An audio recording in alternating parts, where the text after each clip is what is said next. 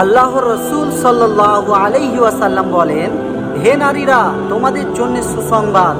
তোমরা যদি নতুন জামা পরিধান করে সুন্দরভাবে নিজেকে সাজিয়ে তোমার স্বামীকে খুশি করতে পারো, আর তোমার স্বামী তাতে খুশি হয়ে একটি দাঁত বের করে যদি মুচকি হাসে, তাতেই তোমার আল্লাহ পাক রব্বুল আলামিন তোমার জন্যে নফল হজের সওয়াব রেখেছে। সুবহানাল্লাহ।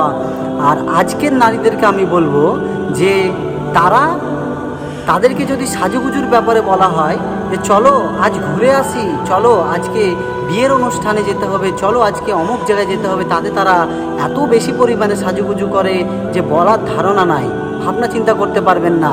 কিন্তু যদি আপনি অর্থাৎ আপনি স্বামী হয়ে যদি আপনার স্ত্রীকে বলেন যে আজকে আমার জন্য সাজতো, তো একটু চুলকে এলোমেলো করে এদিক ওদিক করে বলবে আর ভালো লাগছে না। তো আপনাকে আমি জিজ্ঞেস করব, আপনার জন্যে আপনার স্ত্রী সারা জীবন কি সেজেছে?